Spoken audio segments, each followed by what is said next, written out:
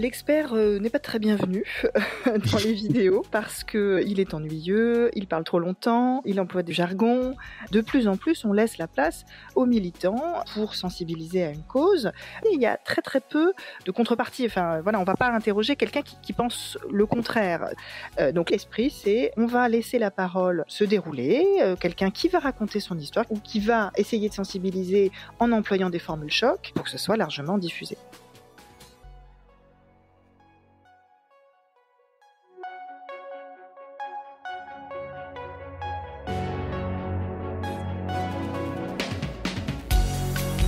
Bienvenue dans Mediarama, le podcast du futur des médias.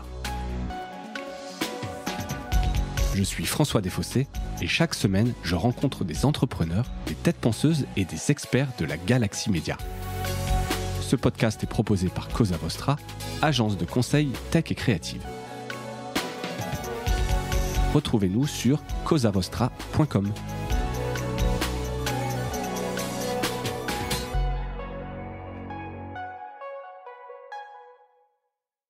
Bonjour à toutes et à tous et bienvenue dans ce nouvel épisode de Mediarama. Je reçois aujourd'hui Aurélie Aubert, maîtresse de conférences en sciences de l'information et de la communication à l'Université Paris 7 Vincennes-Saint-Denis et chercheuse au Centre d'études sur les médias, les technologies et l'internationalisation, le CEMTI. Aurélie, bonjour. Bonjour, je précise juste que je suis maîtresse de conférence à l'Université Paris 8. Paris 8, j'ai oublié voilà, en recopiant un petit bâton, comme diraient les inconnus, donc de Paris 8, Vincennes-Saint-Denis. Et je vous reçois aujourd'hui parce que vous venez de publier un livre dont le titre est « Une information brute, journalisme, vidéo et réseaux sociaux » aux éditions INA. Donc on va parler aujourd'hui, comme le titre l'indique de votre livre, des vidéos à la brute, de brut, en fil rouge un petit peu de votre ouvrage. Dans cet ouvrage, donc vous évoquez les origines de cette information. Je dis à la brute parce que c'est vraiment une expression qui est passée dans notre petit écosystème des médias en France. Donc c'est ces vidéos courtes, sous-titrées, avec ce qu'on appelle du motion design, qui sont très rythmées et partagées, c'est là leur principale même caractéristique, partagées sur les réseaux sociaux. Alors commençons par le commencement. Donc on parle de Brut qui arrive en France en 2016.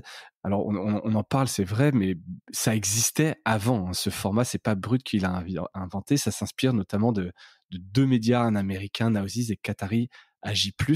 C'est eux les précurseurs qui ont lancé ce type de format. Oui, tout à fait. C'est effectivement Nowziz qui existe depuis 2012, et puis effectivement la déclinaison d'Al Jazeera pour les jeunes qui s'appelle AJ+, qui effectivement ont été les premiers à se lancer sur ce créneau de la vidéo courte, uniquement diffusée sur les réseaux sociaux et à destination plutôt d'un jeune public. Alors plutôt, on va dire 18-30 ans hein, à peu près. Voilà. Et donc le principe des vidéos, c'est que elles doivent être courtes, elles doivent pouvoir être vues facilement partout, notamment dans les transports. Donc elles sont sous-titrées pour qu'il n'y ait pas besoin du son pour les regarder. Évidemment, le montage doit être assez offensif hein, pour pouvoir capter l'attention. Et surtout, l'ingrédient principal, c'est que elles doivent être partagées. Or, sur les réseaux sociaux, ce qui conduit au partage, c'est l'émotion. Hein. L'émotion conduit au partage. Donc, pour pouvoir facilement partager une vidéo, il faut trouver la manière de susciter de l'émotion. Et donc, très souvent, ça va être par, pas toujours, mais quand même assez souvent, par un format incarné, où quelqu'un va raconter son histoire ou se mettre en scène sur des sujets assez concernants, voire assez graves, qui concernent plutôt la classe d'âge qui est visée par ce média. Qui sont sur les réseaux sociaux numériques comme vous les appelez. Donc ça, on reviendra effectivement un petit peu sur ces mécanismes un peu de viralité. D'autres se sont un peu engouffrés hein, dans le sillage. On l'a dit, c'était il y a 7 ans maintenant l'arrivée de Brut. Sur le marché français, je pense notamment à Loopsider, qui a aussi lancé une autre verticale période pour les femmes. Combini aussi qui s'y est mis sur ces genres de vidéos. On peut citer Monkey qui a existé, qui a disparu, qui faisait partie d'Elephant Production, mais il y en a plein, Simone, Explore. Et pourquoi alors c'est les ingrédients, vous avez commencé à en lister certains, mais les raisons qui ont permis à ce genre de vidéo s'imposer comme un standard dans les médias aujourd'hui, je le disais un peu en préambule, le nombre de gens qui disent faut faire des vidéos à la brute, même si c'est un peu en train de passer quelque part, non pas de mode, mais c'est parce qu'on l'a beaucoup entendu, et puis on en parlera après les réseaux sociaux, mais c'est quoi les raisons qui ont fait que c'est devenu ce standard, il faut faire ces vidéos-là? Alors effectivement, Brut, a trouvé, une combinaison, qui, marche très bien, et donc c'est pas très étonnant que beaucoup aient voulu les imiter, même si, bien sûr, il y a maintenant un peu, une accoutumance, et donc on a envie de changer aussi de format et de modèle. Mais en réalité, ce qu'il faut bien comprendre, c'est que tous les médias, sont maintenant soumis à une forme d'emprise, des plateformes numériques, et à commencer par, la plus puissante d'entre elles, qui est Facebook. Tous les médias, leurs contenus sont diffusés par, les réseaux sociaux numériques, et alors il n'y a pas que Facebook, hein, bien sûr, mais Facebook en fait est toujours très puissant, même si, les jeunes commencent à s'en désintéresser. Or, pour pouvoir être bien diffusé par, ces plateformes, et ben, en fait, il faut suivre un certain nombre de codes. Or, Mark Zuckerberg, mais c'est pas le seul, hein, bien sûr, avait repéré, à peu près au milieu des années 2010 et même avant, que le format de la vidéo était très utile, parce que c'est un format qui permet d'insérer facilement de la publicité, et donc il est très rentable.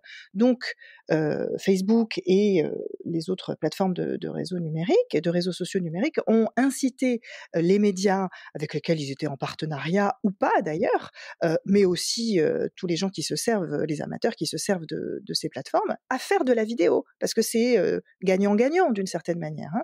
On insère notre publicité, on gagne de l'argent, vous aussi vous gagnez de l'argent, et cetera. Donc, les médias, en tout genre, ont été incités très, très tôt, depuis une dizaine d'années, à faire de la vidéo. Donc on a des acteurs, médiatiques comme Brut, ou en France, comme Loopsider, qui ont décidé d'investir uniquement ce créneau. Donc au départ, Brut, n'avait pas de Pas de site, site, hein, non, voilà. pas de site, voilà. Pas Bon, de ils en site, ont un, bien pas sûr, d'article, voilà. et d'ailleurs, je sais pas si vous vous souvenez, si vous aviez vu, mais Nowziz avait une landing page qui disait, enfin, grosso modo, qui se moquait un petit peu de landing page en disant même le nom paraît un peu obsolète. C'était un peu la panacée de pas avoir de site à cette époque, quoi. Tout à fait, tout à fait. C'était, pour montrer qu'au fond, le site, c'est, tout comme vous le dites, tout à fait, c'est obsolète, ça ne sert plus à rien. D'ailleurs, j'ai pas les chiffres, mais l'essentiel du trafic ne vient absolument pas des sites. Ça permet de naviguer, de voir un peu ce qu'ils produisent, mais l'essentiel du trafic ne vient pas de là. Voilà. Donc, je dirais qu'on a des médias, natifs type Brut, Nowziz, Loopsider en France. Effectivement, l'exemple de Monkey était intéressant. Il avait une autre, un peu un autre format, justement, qui mettait davantage en avant le journaliste. Bon, malheureusement, il a pas tenu. Mais enfin voilà, ce type de médias-là se sont lancés uniquement sur les réseaux sociaux. Et ensuite, tous les médias traditionnels, via leur site, font de la vidéo. Ils ont aussi des cellules au sein des rédactions qui fabriquent uniquement des vidéos pour Snapchat, pour les réseaux sociaux. Par exemple, Le Monde a une cellule tout à fait sérieuse qui fabrique des vidéos TikTok, etc., avec des codes un peu différents. Mais en Mmh. fait, tous les médias sont obligés de s'y mettre, parce que on peut pas ignorer ce segment de la population, qui consomme l'information de cette manière. Ouais, très clair. Donc vous menez une analyse dans ce livre qui est assez, bien détaillé. Comment est-ce que vous avez justement mené, cette analyse? À quel type de données vous avez eu accès? Parce que souvent, donc c'est un peu compliqué d'avoir des données, très claires, hein, dans ce royaume un peu des métriques, où on peut dire un peu tout et n'importe quoi, c'est difficilement, vérifiable. Est-ce que c'est un mélange de quali, de quanti? Comment vous avez pu, étudier un peu l'impact de ces vidéos? Alors j'ai, eu recours en fait, aux archives de l'INA, l'Institut national de l'audiovisuel, qui, depuis, donc qui archive tous les contenus, audiovisuels depuis très longtemps, hein, depuis, 1992 et même avant, et qui a également, mission, d'archiver un certain nombre de contenus, sur le web, liés aux médias. Ça fait partie de son périmètre d'action.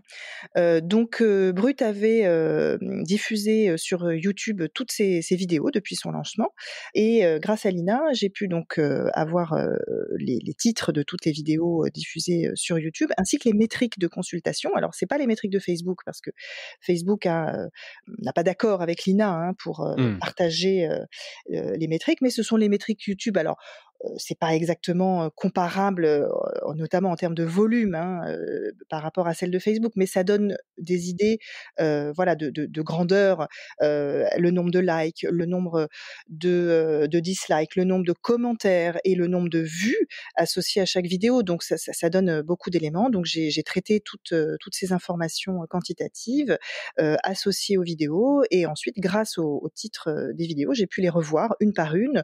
J'ai fait, un échantillon, je vais pas m'étendre Ouais, là-dessus, j'imagine. mais voilà, pour pouvoir, préciser de quoi ça parle, qui est à l'écran, voilà, comment la vidéo est faite, le temps qu'elle dure et cetera. Et cet échantillon qui court, j'imagine, sur les 7 ans de Brut, est-ce que vous avez observé des différences dans le traitement de l'information et dans ces formats, une certaine évolution? Alors moi, mon étude, ne court que sur, 3 ans parce que, c'est le temps universitaire, hein. Il faut le temps de faire l'étude, puis d'écrire, puis de publier, donc c'est un peu long. J'ai fait une étude qui porte sur, le lancement de Brut en 2016 jusqu'en 2019, voilà. Puis après, j'ai aussi fait des entretiens, hein, pour, bien comprendre comment c'était fabriqué. Voilà, mais j'ai continué à étudier, à regarder aussi, comment ça évoluait, depuis. J'avais fait aussi une petite analyse comparative avec Loopsider qui donnait, des résultats un peu similaires.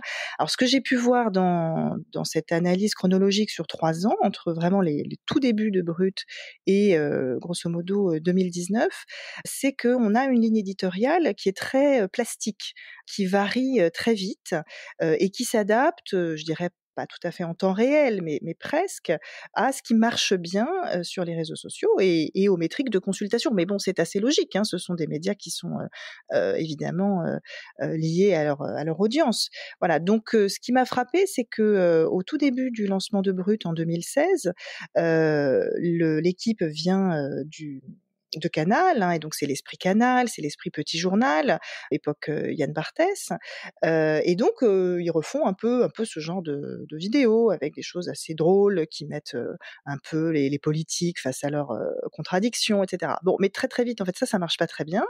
Le second degré ne fonctionne pas sur Facebook et donc il faut se lancer dans autre chose et donc il faut observer ce qui fonctionne, ce qui est partagé sur les réseaux sociaux et ce qui est partagé sur les réseaux sociaux, c'est en fait des histoires individuelles, des initiatives de personnes qui racontent, ce par quoi elles sont passées, qui ont vécu des choses assez graves, hein, souvent des discriminations, des violences de genre et cetera et qui vont, assez vite être mises, j'allais dire à l'antenne, enfin voilà, diffusées et Mmh. également la question environnementale qui est très importante. Et donc ça, c'est voilà, c'est ça se distingue de la presse traditionnelle où on n'a pas vraiment ce genre alors on commence écologie à avoir ce genre de thématique, mais ça se distingue quand même assez rapidement de ce qu'on trouve dans la presse traditionnelle. Et ce qui est intéressant quand même, c'est le fait de se dire que c'est alimenté notamment aussi par les algorithmes, par l'audience qui les regarde. J'aime bien ce côté un peu, plastique que vous décriviez de la ligne, quoi. C'est un peu en fonction de la demande, qu'on adapte la ligne éditoriale quelque part. Elle est pas fixée, elle n'est pas écrite. Alors c'est, en partie vrai et en partie un peu plus compliqué. Donc effectivement, bah, si un sujet marche pas, on va en changer et on va laisser tomber ce format-là. Mais ça, je dirais que c'est, quelque chose qui est partagé par, tous les médias, toutes les industries culturelles, à commencer par la télévision. Quand une émission marche pas, elle est sanctionnée par des taux d'audience qui sont pas bons et donc ensuite elle, On change. voilà, donc Mmh. ça, c'est pas très, très nouveau, je dirais. Ce qui est nouveau, c'est la rapidité avec laquelle ça se fait et effectivement, le fait qu'on va surveiller ce qui est partagé par notre communauté d'abonnés. Donc, on a plutôt quelque chose d'assez fragmenté. Voilà, notre communauté d'abonnés, elle s'intéresse à ça, donc il faut refaire des choses qui intéressent cette communauté d'abonnés. D'où, voilà, cette impression effectivement de fragmentation de l'audience qu'on peut avoir par rapport aux médias traditionnels. Mais cela dit, les médias traditionnels, vous citiez la presse écrite, il y a toujours eu une ligne éditoriale. Ou si on reprend un exemple en télé, Jean-Pierre Pernaut, paix à son âme, il avait une ligne éditoriale très, très particulière sur le JT de 13h.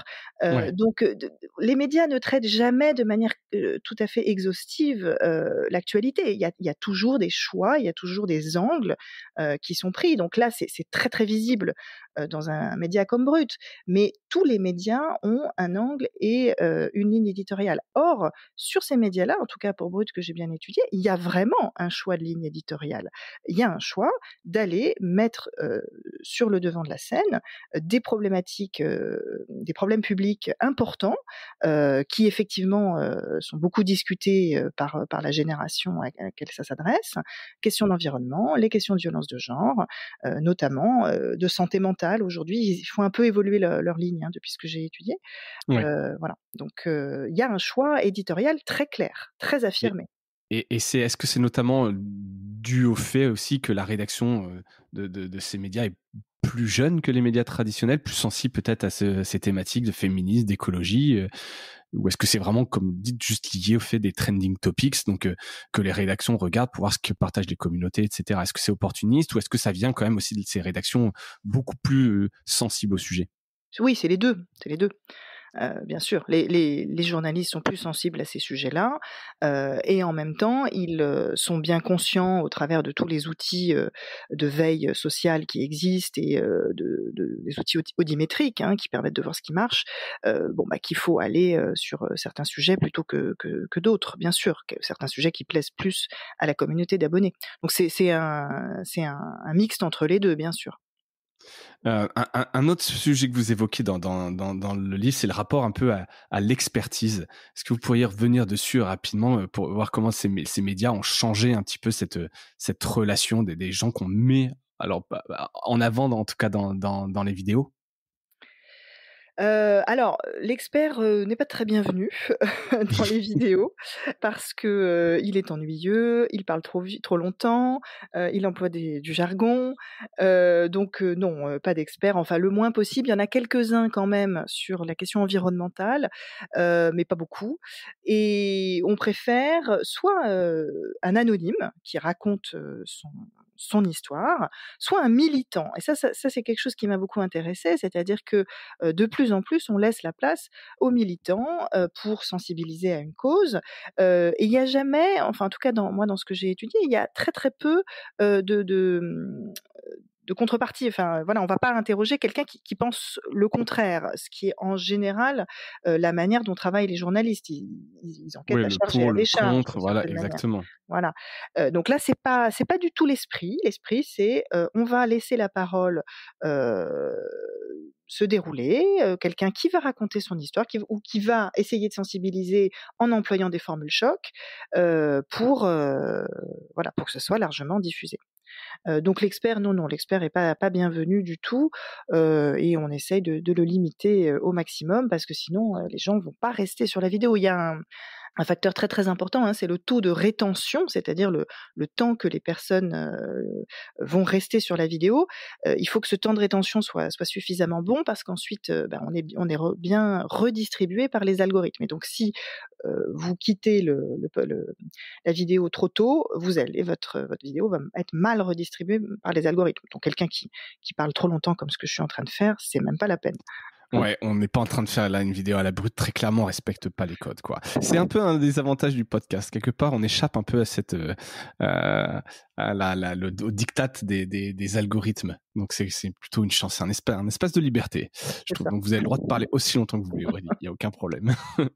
On l'a dit, en 7 ans, Brut s'est vraiment imposé, hein, sur la scène médiatique, hein, en volume, et ils ont notamment investi, dernièrement pas mal sur les lives, hein.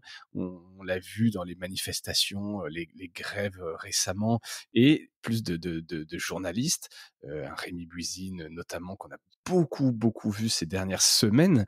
Quelle observation vous en tirez de ce pas de voilà, cette incartade dans le live, et pourquoi un choix plus incarné ces dernières années qu'au début? Alors je suis pas tout à fait d'accord. En fait, le choix du live, il a été fait dès le départ. Il a été fait dès le départ, dès 2016. Les fondateurs de Brut se sont rapprochés de Facebook parce qu'ils ont parfaitement compris qu'il fallait, travailler main dans la main avec Facebook.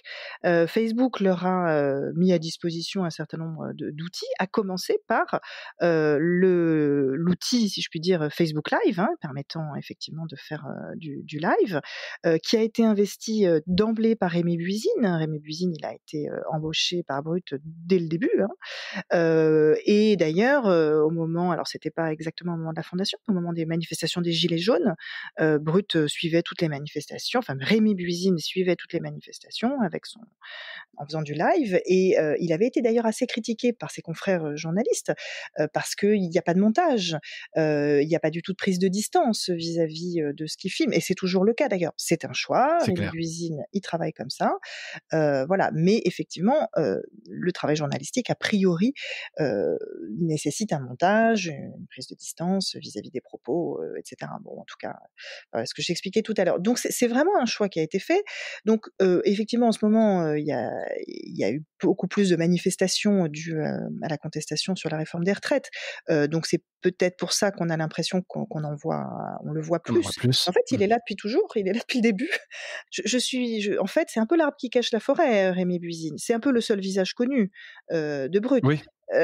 Citez-moi le nom d'un autre journaliste. Alors, ils ont leur nom, crédité à la fin des vidéos, hein, mais on ne les voit pas.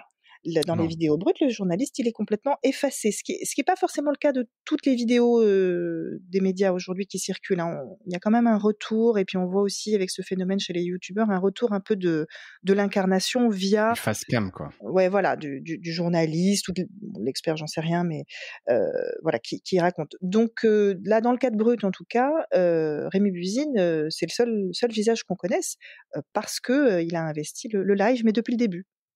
OK, donc c'est vrai que c'est plus, moi j'avais l'impression que c'était ces dernières années. Sur la réapparition de journalistes, c'est peut-être en réaction aussi à cette défiance qu'on a dans les médias, de ces vidéos au final qui ont inondé les réseaux sociaux. On sait qu'il y a les gens se méfient, il y a beaucoup de propagation de fake news. Est-ce que le fait d'incarner, ça engage un peu plus l'auteur, le journaliste, ça redonne un peu de confiance? Est-ce que c'est et moi je trouve ça très bien, hein, quelque part on voit que c'est le travail de quelqu'un, qui a un humain derrière qui a fait le travail. C'est pas juste des vidéos générées pour faire du clic quelque part. C'est plus une hypothèse, mais en tout cas, je trouve que moi, c'est bien de remettre ces gens en avant. Oui, oui, tout à fait. Ça, c'est évident qu'il y a un petit peu cette tendance. D'ailleurs, le fait que les vidéos soient créditées sur Brut, en fait, c'est dû à Facebook. Ça fait déjà plusieurs années, hein, maintenant. Ça date de 2018 ou 2019. Au départ, il n'y avait pas le nom du journaliste, hein. Au tout début, sur Brut ou Loopside ou Brut, en tout cas, il n'y avait pas le nom des journalistes. Et c'est venu d'une demande de Facebook, à ma connaissance, pour lutter justement, contre le phénomène des fake news, pour, Mmh. créditer, le travail journalistique, voilà. Et responsabiliser. Et responsabilisés aussi. Donc les noms, sont crédités maintenant depuis plusieurs années. Après, c'est un choix, de pas incarner avec un journaliste expert, qui est pas fait dans d'autres médias. Si vous prenez l'exemple j'en parlais tout à l'heure, des vidéos Snapchat, faites, par, la cellule Snapchat, Discover du Mmh. Monde, on voit bien que là, ils mettent en avant, leurs journalistes, qui apparaissent bien comme journalistes au Monde. Alors ce sont, des journalistes assez jeunes, hein, et qui parlent avec les codes, de cette génération, mais ils sont bien présentés comme des journalistes. Donc ça dépend un peu des stratégies des médias, je dirais. OK. Voilà. Mais ouais, mais comme on l'a dit, c'est un peu plus visible ces dernières années et je trouve ça plutôt bien. Pour suivre dans le livre, on arrive un peu à la conclusion, du livre et donc de l'épisode. Je trouve la conclusion très intéressante, tentative d'explication, alors en partie du succès de Brut. Vous émettez la supposition selon laquelle le média délègue l'action. En gros, en partageant une vidéo sur un sujet engagé, comme l'écologie, je délègue ma capacité d'action. Hem, Qu'est-ce que ça implique pour le public? Est-ce que vous pouvez un peu expliquer cette notion? J'ai trouvé ça assez intéressant, en tout cas, ce côté, je participe, c'est un peu le change.org où on signe une pétition en partageant une vidéo. C'est un peu ça le symbole? C'est, on Oui, c'est un peu l'idée. Alors, Délègue? oui, c'est ça. En fait, bon, il se trouve que moi, j'ai beaucoup étudié, dans mes recherches, avant celle-ci, la question de la participation dans les médias. C'est un sujet qui m'a toujours beaucoup intéressée, soit par les commentaires de l'actualité. Après, j'ai étudié les blogueurs, qui, font un travail journalistique, voilà. Donc c'est une tendance que je vois depuis très longtemps, hein, depuis, une vingtaine d'années, qui passe par une volonté de participer, dire qu'on est concerné, qu'on est de bons citoyens dans l'espace public, et pour pouvoir le montrer, ça passe par les médias. Donc, on a vu une tendance un peu au journalisme participatif. J'aime pas tellement l'expression journalisme citoyen, sauf que, faire du journalisme participatif un peu sérieux, c'est très engageant, c'est très lourd, c'est compliqué, et en fait, on se rend compte que les journalistes le font souvent, mieux. Donc, quand ce modèle, est apparu, ce modèle, des vidéos qu'on partage, hein, encore une fois, c'est le facteur, important, dans ce modèle, c'est sûr que voilà, pour quelqu'un qui la reçoit, c'est un engagement, minimal, on renvoie, comme ça on a l'impression de faire œuvre utile, mais en même temps c'est pas ça demande pas beaucoup ni de D'effort? temps, ni d'effort, ni dans voilà. Sachant que toutes ces métriques, quand elles sont compilées, les likes, le nombre de vues, le nombre de partages, et cetera, s'appellent un taux d'engagement. Oui, Dans le un jargon, jargon des réseaux. voilà, des réseaux sociaux, c'est le taux d'engagement. Et je trouve ça assez significatif que ce terme, d'une certaine manière, a été un peu dévoyé, parce que, bien sûr, c'est un engagement, qui n'en est pas vraiment un. C'est une façon C'est une d'alerter, première voilà. sensibilisation quand Voilà. même. C'est une première sensibilisation. Alors effectivement, Brut, a une audience très, très importante. Donc, on va sortir, d'un petit cercle d'abonnés, qui sont tous d'accord entre eux. Mais, ça reste un engagement assez minimal, une façon de déléguer en disant: «Attention, j'alerte», voilà. Mais qu'est-ce qui est véritablement fait derrière? C'est à nous, citoyens, de prendre la chose à bras-le-corps un peu sérieusement. Ouais, donc on peut quand même saluer le fait que ce soit là et qu'il y ait cette possibilité, mais effectivement, ça reste une première étape très légère en termes d'engagement de citoyen, quoi. On arrive au bout de cet épisode. J'espère que ça va donner tout le monde envie de lire ce livre. Je vais redonner le titre dans un instant, mais je vais terminer par la dernière question qui est aussi le gimmick un peu de l'émission. Aurélie, est-ce que vous avez un truc cool à nous partager cette semaine? Ce que vous voulez, qui peut être même un article académique, alors qui n'est pas forcément cool a priori, mais qui peut l'être aussi. Est-ce que vous avez ça? Alors je sais pas si c'est très cool et ça ne sera pas un article académique. J'ai un peu réfléchi et je pensais justement que, dans ces temps où, on parle beaucoup de féministes et beaucoup de féministes sont médiatisée. Et je voulais rappeler la figure d'une femme qui est morte il y a quelques années, qui a beaucoup œuvré pour la cause des femmes, Benoîte Groult, qui d'ailleurs avait, dans les années 80, travaillé à la féminisation de la langue française et des professions, qui est un thème, très, très actuel.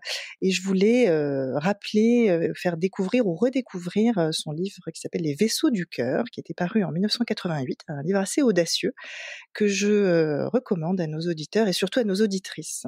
Voilà. Eh ben, je mettrai un lien vers ce livre, Les Vaisseaux du cœur de Benoît Groult. Pour ma part, alors c'est beaucoup plus pragmatique et c'est un peu je tire le fil un peu de notre intérêt croissant pour l'IA chez Cosa Vostra. J'ai découvert un site qui s'appelle Chat PDF qui permet en fait on upload un PDF et de poser des questions sur ce PDF, en avoir des résumés, ça peut être des rapports financiers. J'ai trouvé ça bluffant. Il y a une version gratuite qui permet de tester des PDF jusqu'à 120 pages, me semble-t-il. Et voilà. Et après, vous pouvez mettre ce que vous voulez. Donc c'est à la fois très flippant quelque part de se dire la facilité d'utilisation et de pouvoir derrière avoir ce qu'on veut en résumé. On pense aux étudiants, tous les risques qu'il peut y avoir. Vous imaginez bien, Aurélie. Je vois tout à fait de quoi il s'agit. Voilà, et en même temps la puissance de se dire je mets un bilan comptable et je peux demander derrière n'importe quelle information, avoir un résumé, etc. Très puissant. Donc voilà, on voit en quelques semaines des services ultra précis, ultra simples avec l'UX qui sortent. Voilà. Merci Aurélie pour votre temps, bravo pour cet ouvrage. Je rappelle, Une information brute, un journalisme vidéo et réseaux sociaux aux éditions de l'INA. Donc merci pour votre temps. Je mettrai un lien également vers votre livre. Merci À beaucoup. bientôt. Merci beaucoup et merci à toutes et à tous d'avoir écouté cet épisode et je vous dis à bientôt. Salut.